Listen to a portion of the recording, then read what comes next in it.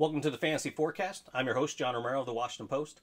After penning a fantasy football advice column the past 2 seasons, this year I'm venturing into new territory and looking to add a video with my weekly content.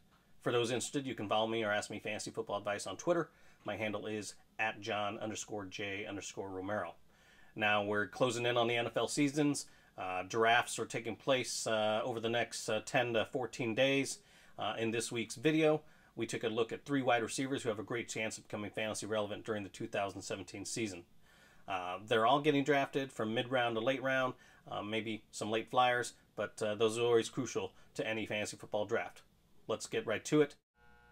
First up is Nelson Agholor of the Philadelphia Eagles. Yes, Jordan Matthews got traded, so you'd think that's great. Alshon Jeffrey's been brought in, however, so that doesn't really change things as far as the pecking order. But what I do like is that Jeffrey's missed a ton of games the last 2 years. He's only played in 21 of 32 contests. So Agholor in the slot and Jeffrey's arrival, I think Agholor's going to do just fine. He's going to get his opportunities. He was pretty dedicated this offseason. Mike Groh, the receivers coach, has raved about his dedication this offseason, and apparently he's been pretty humbled by his lack of success the first 2 years. His average draft position is 187. I like him as a late flyer. Moving on to our second wideout is Corey Coleman of the Cleveland Browns. Second-year player out of Baylor, where he put up more than 2,400 yards over his last 2 seasons.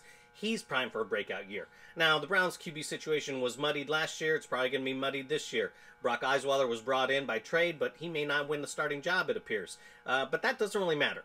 Cleveland is either going to be competing or they're going to be trailing. They're still going to throw the ball just as much as probably anybody else in the NFL, and all that means is Coleman's going to get a lot of opportunities, and while he's a first-round pick in 2016, he only generated 100-yard effort in his rookie year, but I'm just going with the opportunities that are going to be afforded him. His ADP is 124. I like him as a mid-round pick, and you see what happens. Our last receiver of the group is J.J. Nelson of the Arizona Cardinals. Like Agholor, he's entering his 3rd year in the NFL.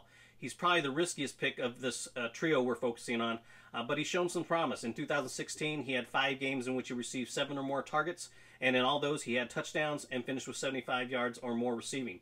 Arizona has a lot of weapons, so that can be helpful, and that defenses aren't going to be able to concentrate on a speedster like Nelson. The final 3 games of the 2016 season saw him accumulate 30 targets, so he enters the year with a lot of upside. His current ADP is 203.